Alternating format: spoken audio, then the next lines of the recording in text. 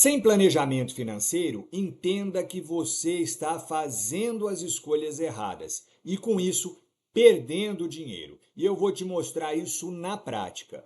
Nós vamos falar aqui sobre a história do Jonas. Então, o Jonas ganha R$ 4.000 por mês e não consegue saber para onde está indo o dinheiro dele. Logo, ele não consegue guardar nenhum centavo. Vamos entender a rotina do Jonas. Então, todos os dias ele acorda às 6 horas da manhã e pega um ônibus para o trabalho. Aí, na hora do almoço, ele come na empresa, então ele não tem gastos com almoço.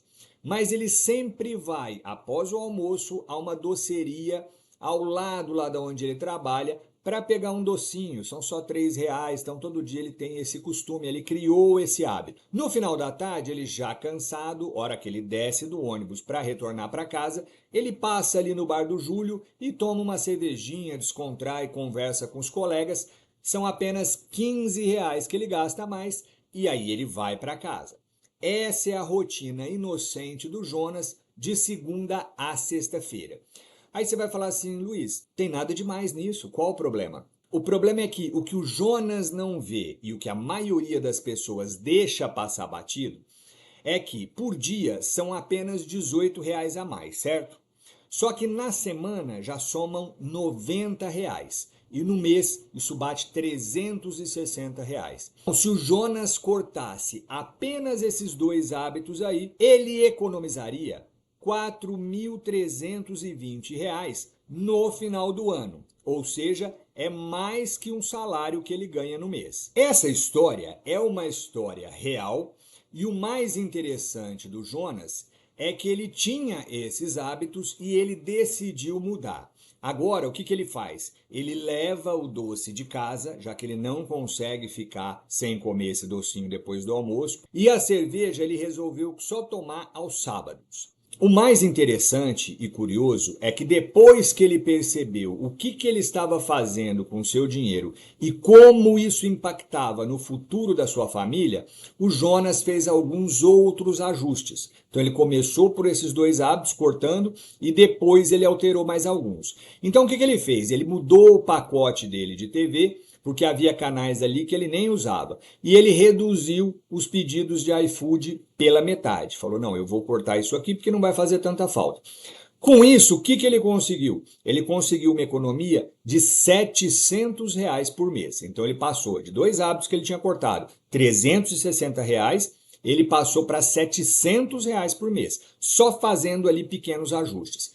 Então ele trocou alguns luxos que depois ele percebeu que nem davam tanto prazer assim, por uma poupança de R$ 5.000 por ano, mais uma viagem com a família de R$ 4.000. Então no total ele economizava R$ 9.000 por ano, só com essas mexidas aqui, só com esse pequeno ajuste. Tudo isso sem se apertar e sem mágica, sem estresse. Então essa foi a nova realidade do Jonas. Aí a gente vai entender o seguinte, mas o que aconteceu com o cérebro do Jonas? A mudança dele não foi só financeira. A partir do momento que ele começou a fazer os cortes e que ele entendeu que aquilo ali estava dando um resultado muito bom para ele, o que aconteceu foi uma verdadeira reconfiguração neurobiológica. Para sair desse piloto automático e passar a economizar R$ 700 por mês, o cérebro dele precisou aí vencer algumas batalhas químicas invisíveis. Tá? Aqui está o perfil psicológico e neurocientífico dessa transformação do Jonas. Vamos entender o que aconteceu no cérebro dele. Primeiro, a quebra do ciclo da dopamina. Então, o docinho de R$ 3 e a cerveja de 15 eram ali as recompensas imediatas que ele estava acostumado, que liberavam a dopamina e ele se sentia feliz, ele sentia prazer. O cérebro do antigo Jonas, ali o sistema de recompensa disparava antes mesmo dele comer o doce, porque ele já sabia que vinha essa recompensa.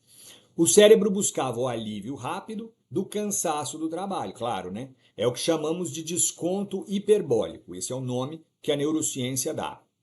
É a tendência de preferir uma recompensa pequena agora, imediata, ao invés de uma grande no futuro, que seria o quê? A mudança da liberdade financeira. Ao levar o doce de casa, o Jonas quebra esse padrão, esse ritual de compra. Então ele manteve a dopamina do açúcar, mas eliminou o comportamento compulsivo de gastar com o doce. Segundo, o fortalecimento do córtex pré-frontal. Então, o córtex pré-frontal é a área do cérebro responsável pelo planejamento, controle de impulsos e visão de longo prazo, além de várias outras funções.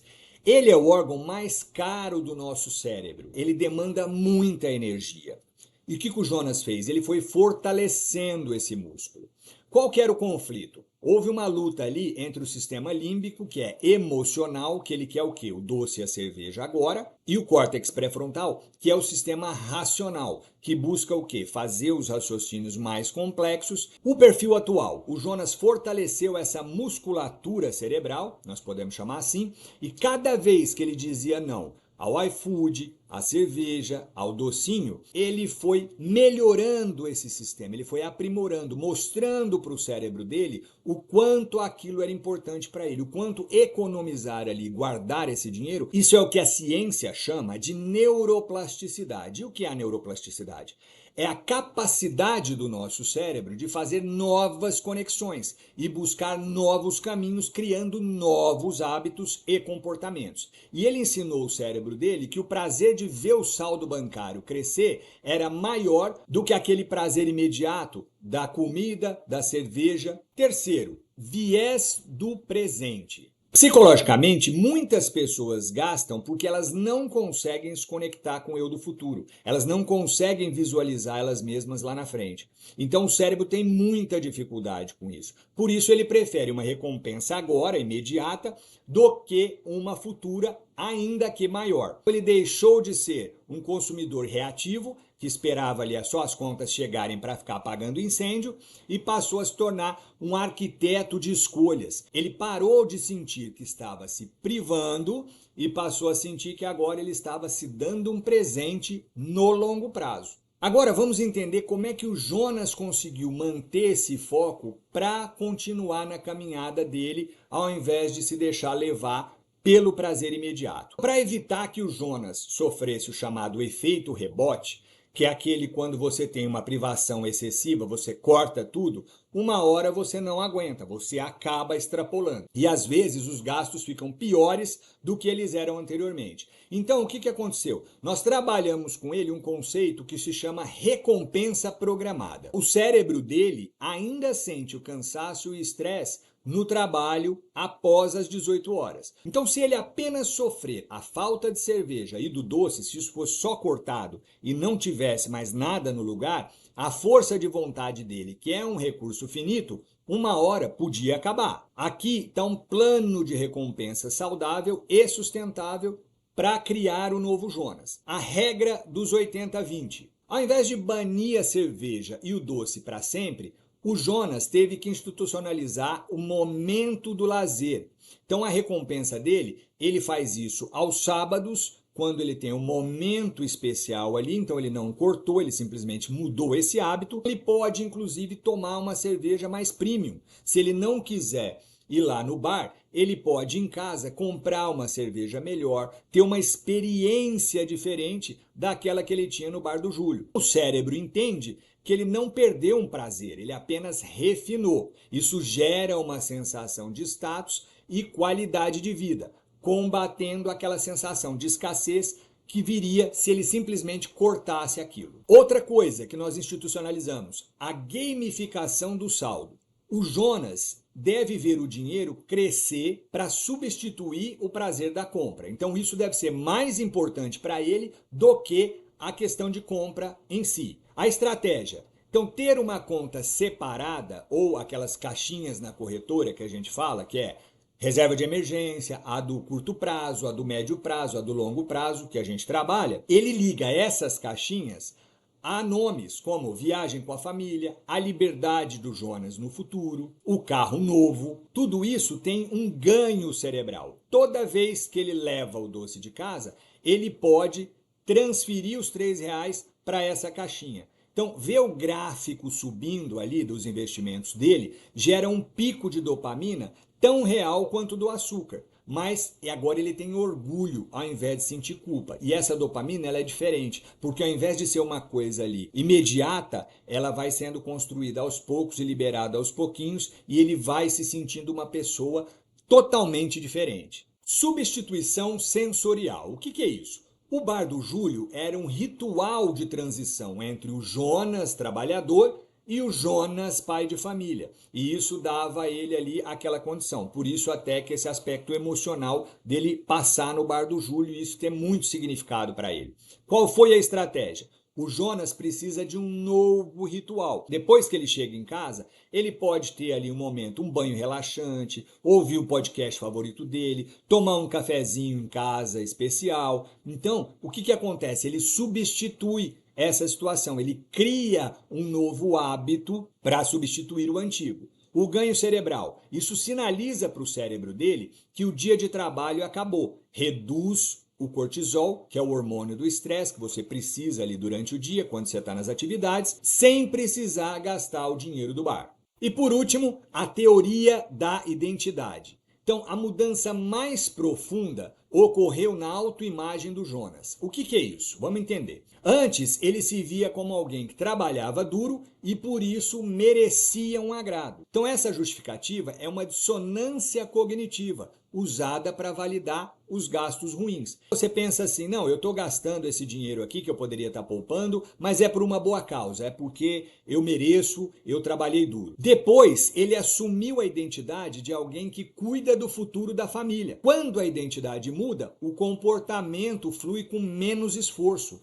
Ele vai criando, no início ele tem mais esforço, mas depois você vai criando ali uma casca e você vai mudando isso. O esforço para não pedir o iFood, por exemplo, diminui, porque não é mais o tipo de pessoa que desperdiça dinheiro. Ele está vendo uma coisa real ali que está trazendo para ele um prazer muito melhor, muito maior e mais satisfatório do que pedir o iFood, tomar cerveja. Isso faz muita diferença. Agora um resumo das mudanças aí. O foco dele, que antes estava no alívio imediato do estresse, agora passa a ser construção de segurança. A decisão, que era emocional e baseada no hábito, agora é racional e baseada em valores. Olha como muda. A visão do dinheiro, que era uma ferramenta de prazer imediato, passa a ser a de uma ferramenta de liberdade futura, a construção da liberdade financeira dele. E o principal neurotransmissor, que antes era a dopamina, através do pico e da queda rápidos, a dopamina imediata, agora é a serotonina, que traz satisfação e bem-estar para ele. Agora eu quero que vocês entendam que para aplicar esses conceitos e ter o mesmo sucesso que o Jonas teve, você precisa de um método. O que é um método? É um passo a passo testado e validado que funciona realmente. E o método que o Jonas usou foi o MAPA, o medir, analisar, poupar e alocar. É um método que eu criei para que nós seguíssemos ali um passo a passo para que você possa ter essa estrutura com o auxílio da neurociência e da psicologia comportamental e criar novos comportamentos, para que você não volte mais para aquele consumo imediatista. Esse método que eu desenvolvi já ajudou várias pessoas para saírem dessa situação de gastos desenfreados e sem sentido para a organização financeira. Se você quiser conhecer melhor essa estratégia, conheça o nosso curso Planejamento Financeiro Inteligente, que te ensina como gerenciar, poupar e investir de forma inteligente o seu dinheiro. O link eu vou deixar embaixo nos comentários. Bom, pessoal, eu espero que esse vídeo tenha ajudado vocês, porque eu acho importante a compreensão de que não adianta só você falar, não, eu quero e eu vou preencher a minha planilha aqui e eu vou buscar de uma forma sem um método, sem aquela estratégia que vai te ajudar. Você tem que entender que o nosso cérebro funciona de uma maneira em que ele busca duas coisas. Primeiro, ter prazer e evitar a dor. E outra coisa, buscar o conforto imediato para você, não daqui 30 anos, 40 anos. Isso é biológico.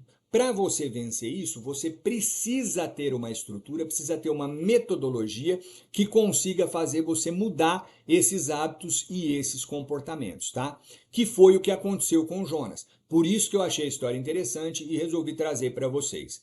O vídeo de hoje era esse, eu espero que tenha contribuído, que tenha te ajudado e até o próximo vídeo.